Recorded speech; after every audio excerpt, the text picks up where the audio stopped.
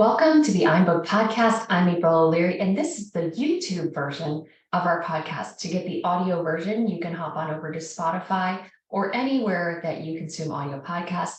We are going to jump into some really cool content, so stay tuned for our next guest. We look forward to connecting with you, and be sure to subscribe.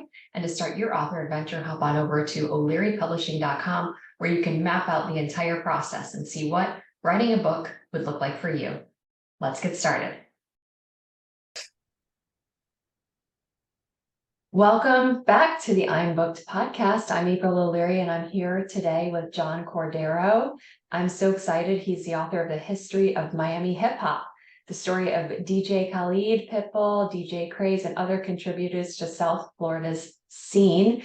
And we met at a recent conference over in Miami Beach called Beyond Words Book Fest, where he was a speaker and I was a speaker, and we both had tables there, and it was a really awesome time. So I'm glad to be connecting with you here today, John. Thanks for being on. Thank you. Thank you. Likewise. Thank you for having me.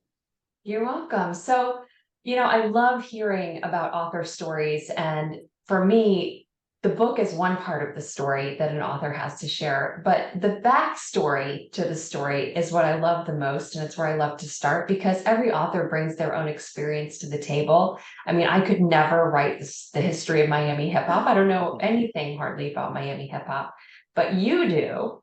And so how did you get interested in the Miami hip hop scene, and what's your connection to it that led you to the point of even considering writing a book about it?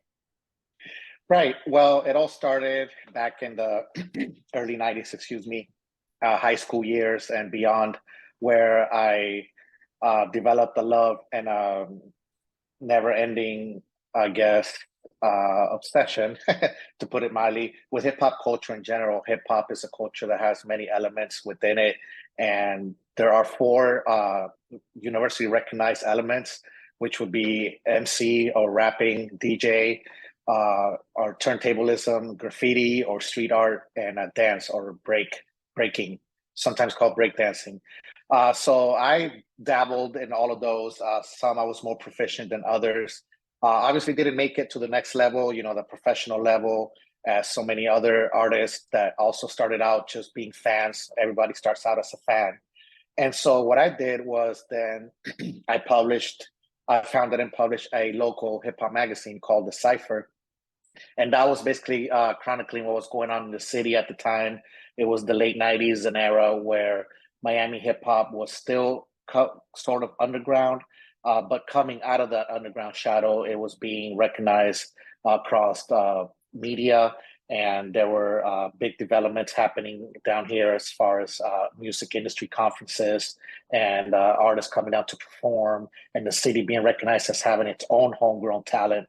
So all of these things were combining, and that's where I came in to chronicle and to feature local artists, local MCs, DJs, graffiti artists, and dancers, and then giving them a platform to not only express themselves, but to express what the city was about, what was going on. In the book title, you mentioned DJ Khaled and Pitbull. They all started out as underground, unknown figures, and look where they are today. That didn't happen overnight. And so what I wanted to do with the book was to bring those stories from back then, from the 90s and the early 2000s, and update it to show how a guy like DJ Khaled, who started out as an illegal underground pirate radio station host, DJ, is now this multi-platinum recording star known worldwide. Same with Pitbull. I have a personal experience with him in that when I had the magazine, he gave me his very first demo cassette tape back in the days when cassette tapes existed.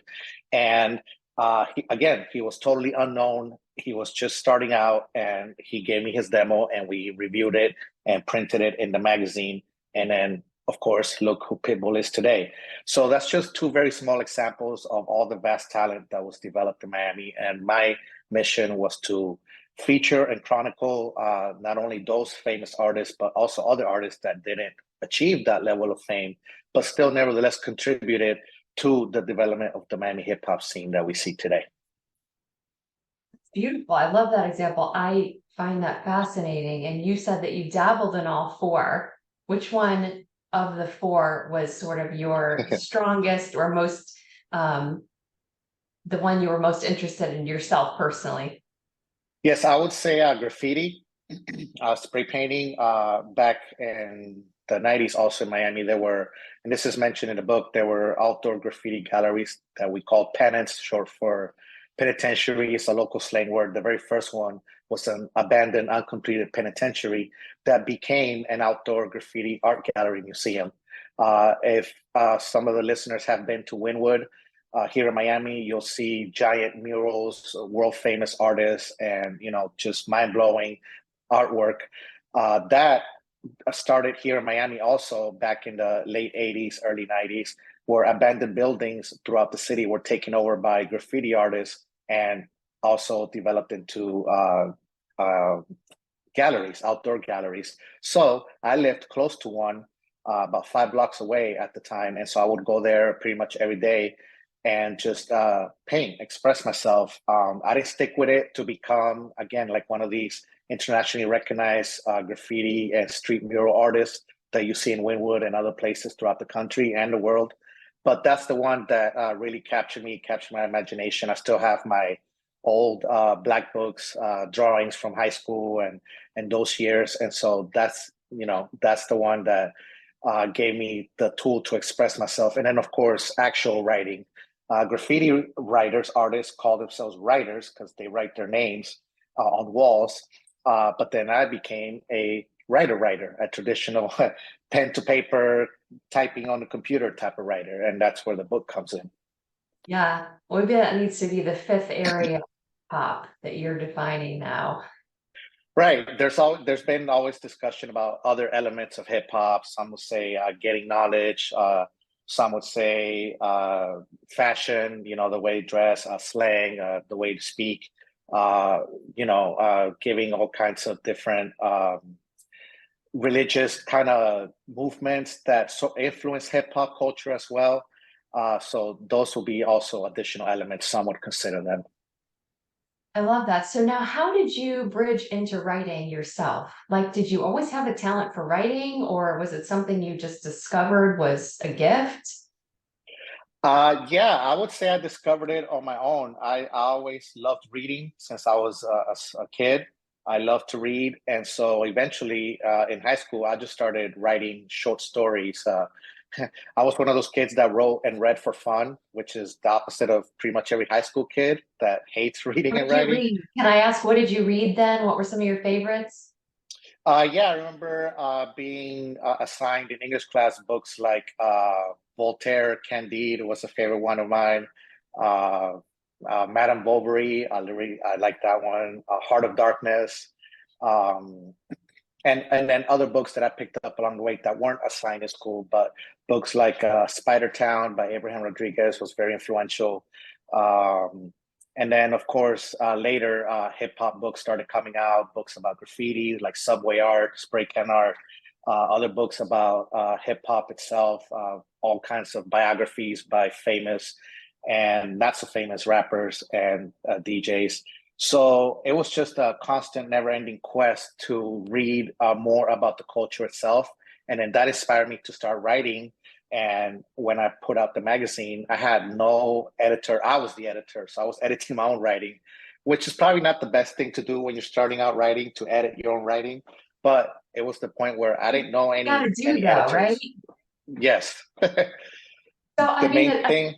really fascinating that not only did you love reading and writing at an age when most kids are not doing that, so I find that just incredible, but also that you had the entrepreneurial spirit to start a magazine, because that is no easy task. So what was that like? Because I actually don't think I've ever interviewed someone who Mhm. started off in the magazine world and then wrote a book. I mean, magazines to me seem like almost maybe more difficult because it's constantly content that always has to be pushed out. Where a book, it's a larger piece of work, but you write it and then you focus on promoting that bigger piece of work. So how is that in your mind? The first idea of like, I'm going to do a magazine, and you must have a connector personality, I'm guessing, to be together. to find people that have interesting stories and then interview them and then write the stories and all that. So how did you just tackle all of that? Right. Well, at the time, in the late 90s, there were a number of national hip hop magazines. The most famous one and the one with the widest distribution was The Source magazine. There were others from different parts of the country. However, in Miami, we did not have a nationally distributed magazine. We had no media, period. There were a few newsletters and black and white type of, newsletters and stapled zines that went around before. Miami Method was one focused on graffiti. Free Ground was focused on hip hop itself, but they didn't last. They didn't have a continuing run. So then, when I came along, it was okay. The national magazines are ignoring us. They don't write about Miami. They don't cover our scene. They just come down here to party at their conventions and then they leave, and nothing gets chronicled. So then I came across a newsletter from another hip hop crew, and they were looking for writers. So I said, yes, I'm interested. Let me write for your newsletter. However, I wanted to expand it. I had the idea to not just a newsletter, let's make it a monthly publication, let's make it a monthly magazine. And it was a pure labor of love. We gave it away for free. I would sit in my room and cut and paste onto a board, cardboard, printouts, right, from the computer, take that cut and paste cardboard to the printing plant, and then they will print the newspapers and the magazines in a couple of days. Take those bundles and hand them out at the schools, the stores, record stores, when people were leaving the clubs and the concerts. And it just became a word of mouth type of thing.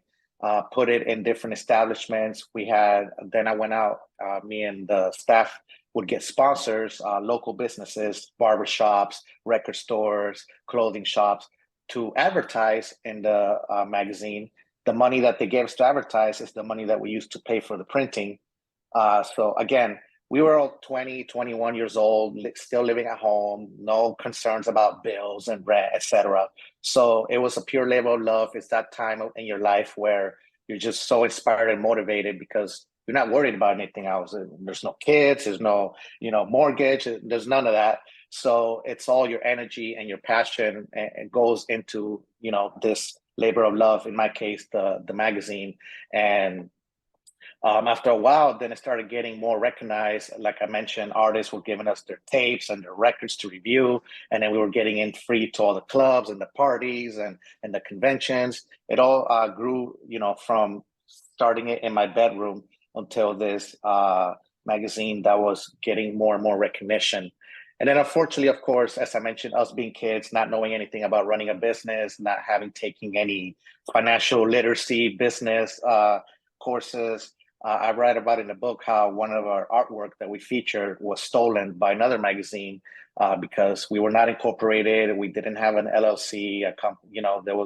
It was what they call a poor man's copyright, right? When you print it, it's your copyright, but that's not really, a legal type of standing. It's more like, oh, yeah, this is mine, but you can't prove it because it doesn't have a business name on it. There's no business address.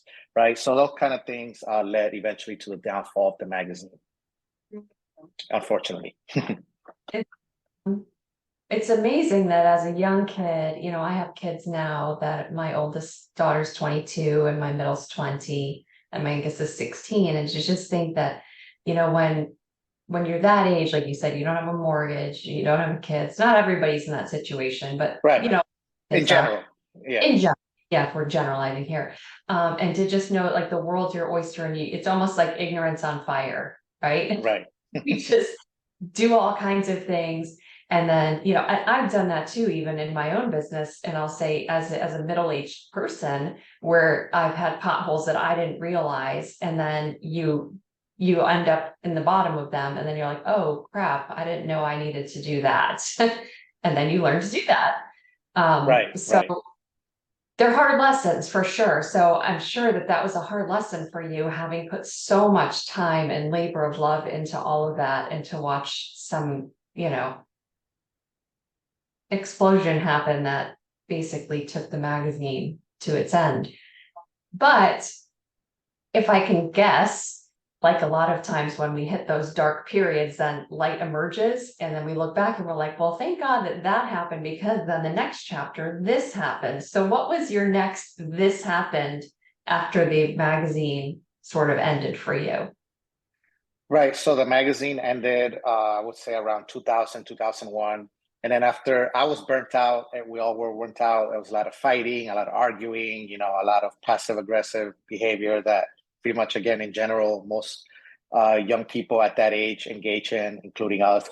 So we all went our separate ways. I went into the Navy. I did 4 years in the Navy, came back home.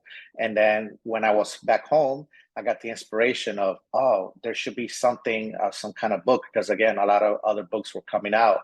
And so I took what I considered to be the highlights of the magazine, of the run of the magazine, the 2-3 year run, as far as like interviews with artists, interviews with locals, and all the different stories that we ran. So I took the best, what I consider the best of those, and developed the narrative around it.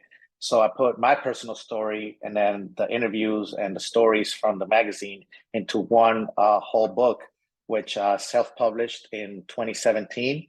And that was very well received. I sold out every copy.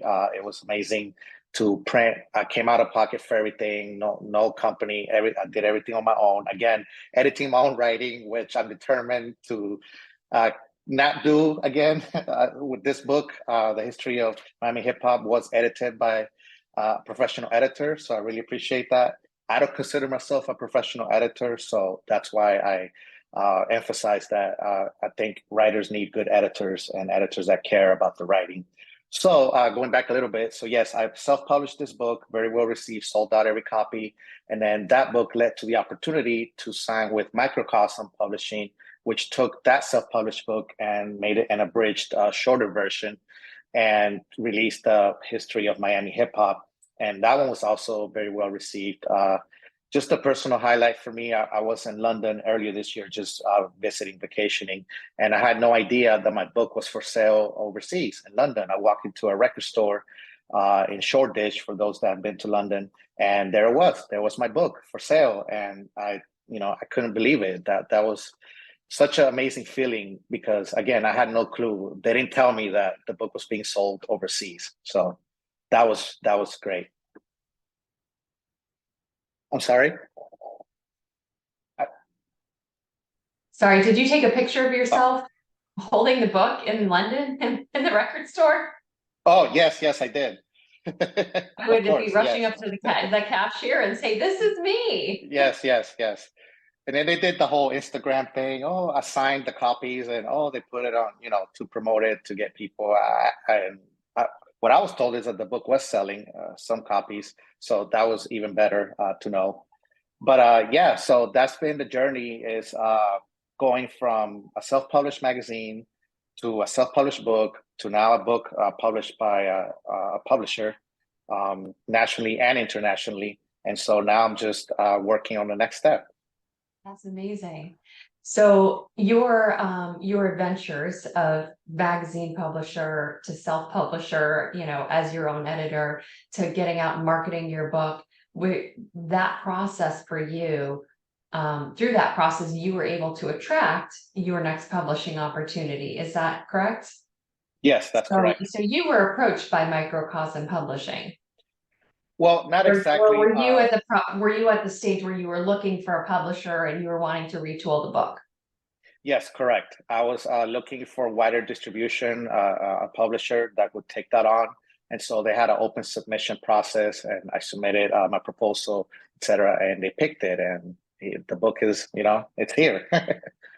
Amazing. So I'd love to talk for a few minutes about marketing, because I think one of the biggest struggles for authors, self-published authors, independently published authors, debut authors, a lot of the people that we work with at O'Leary Publishing are new authors, and they're using the book to sort of build their brand or to package up their expertise in some way. And so they may have succeeded in a certain industry, let's say, and have skills, but to be able to market your book is a totally other skill set. And so it sounds like from your experience as a marketer with your magazine, you came to the table already with quite a bit of marketing skills, but were there anything that you could say that you did for that first self-published book that really worked well, or that you really felt like I found my people and I knew how to market it, or what? Yes, absolutely. I would say the first requirement before going out to market your book, anything, is the passion. Your passion has to be there. You have to believe in your work. You have to believe in it more than anything in life.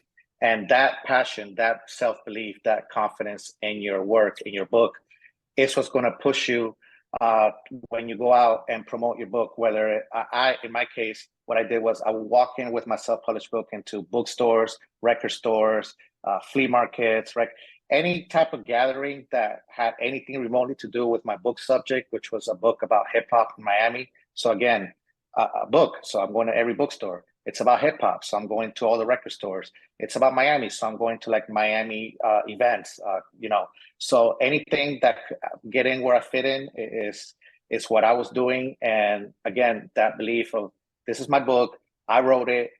Take a look. And there was a niche because a book like this didn't exist.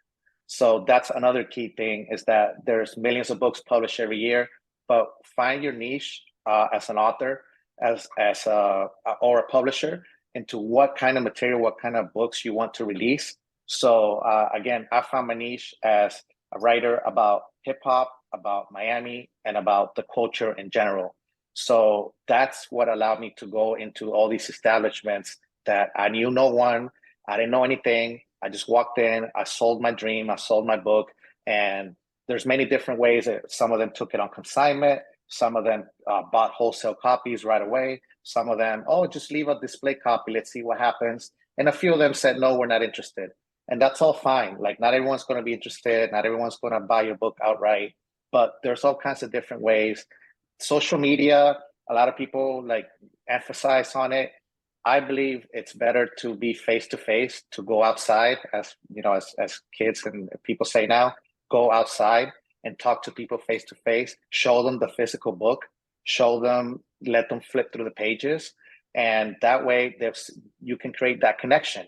Because if they see something in the book that catches their eye, or they know something about you, or they, oh, I heard of you, oh, I saw you, whatever, that creates that personal connection, as opposed to Instagram post. Oh, just like it, keep scrolling. Oh yeah, cool, a heart, keep scrolling, right? That's like, it doesn't really go beyond that unless you have that personal connection. Yeah, I love it. And it's so true. I think that in the day of technology that we're in now, attention is so cheap. Hearting a post or even sharing an Instagram story doesn't mean you're following the account or that you care about the person. You might like the quote they posted today and never see them again. So I do think that the old school, shaking someone's hand, smiling. I was just talking to one of about that, she's going out to get a job, and we're looking online, and I said, just show up at the restaurant. They've got all their job openings posted, but if you show up there and you say, hi, I'm so and so, I'm interested in the job of server or whatever, they'll get your vibe better than if you submit your non-credentials through a portal when you're 19 years old. Absolutely. So, Yeah. so I love asking this question because one thing I always talk about is writing a book is an adventure, and there's all kinds of things that can happen from writing a book.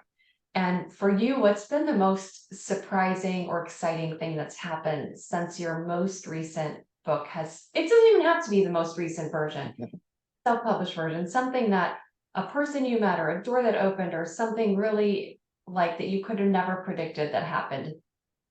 Tell us.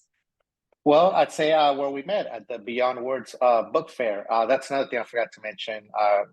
Absolutely go to every book fair you can find, every book festival, little, big, whatever. Just go to them. That's where you're going to meet your like-minded people and that love reading and love writing just as much as I do and other authors and publishers do. But speaking of Beyond Words, I won an award for the history of Miami hip hop, Emerging Voice. Purple Quill Award. So that was amazing. It's my first award, and it's something that I'll always cherish. Tabitha and the team at Beyond Words are just amazing. So that's definitely a highlight. And then going back a little bit to my self-published book, when that one was released, I submitted it to the Miami Book Fair, one of the largest book fairs in the nation, and I was selected for that. And I was able to give a talk and be a speaker at the 2017 Miami Book Fair. So that was also amazing because, again, as a lover of literature, I've been going to the book fair since I was a kid, and to be a speaker at the Miami Book Fair was pretty amazing. From a self-published book, not having the backing, and the promotional muscle of a large publisher, etc. So those two, I would say, are both highlights of my self-published and then this latest version. That's amazing. That's really amazing. And I love that you were able to see the value in a community of people who weren't having a voice initially, and who, like you said, DJ Kelly was underground, he was unknown, he was, and it's all that talent that then was brought up, so that all of us can enjoy the talent. And I think that that's what books can really do. They can give voices to people. Let me ask you this, as far as using the names of the people that you used in the book, did you have any trouble with that, or how did you go about getting those permissions? No, not at all. A lot of the interviews were already printed before in the book, so it was just basically a reprint. And somebody like DJ Craze is a personal friend that I've known for over 25 years. So, that's not an issue. Other people, Khaled, Pitbull, other artists, etc. Again, those interviews were already out, so it wasn't a need to get express permission from them.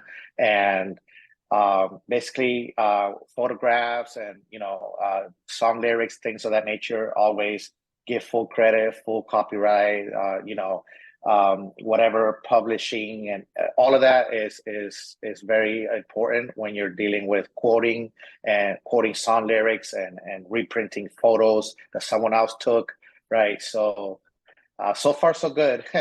Again, giving all the full credit, I haven't got any negative feedback or anything, so hopefully it stays that way.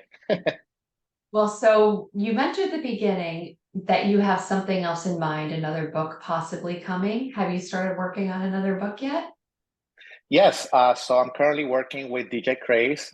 He's a very well-known world champion DJ, first DJ to win the DNC DJ World Championship 3 consecutive times, from Miami. Again, a personal friend. So we are working, collaborating on his book, his life story, his biography. We want to get it also to a publisher to get that wider distribution that I feel he deserves. And so we're currently about, I would say, 70-80% done with the manuscript. We're in the final chapters already, pretty much covering his whole life and also his views, his beliefs, and what he has accomplished as far as being a DJ, and also being someone that has made history, and also someone that continues. Again, he's been performing for over 20 years and continues to perform all over the world. That's one of the difficulties with finishing the book, because his schedule, today he's in Australia, and then next week he's in Amsterdam, and then the other, so it's kind of like have to work around his touring schedule. And so that's what's coming up next for me. That's exciting. Well, I so appreciate your time today, and I'm so glad we connected over in Miami. What a blessing to know that now, what you said is go to the events, say yes, join the writers group. You said something I'm never going to forget. You said you get in where you fit in. And I don't know if you Yes, say that absolutely. often, or if it's just something that, but you're right. It's finding those places where you fit in, and you found those niches where you would show up, and you knew your book would be well received.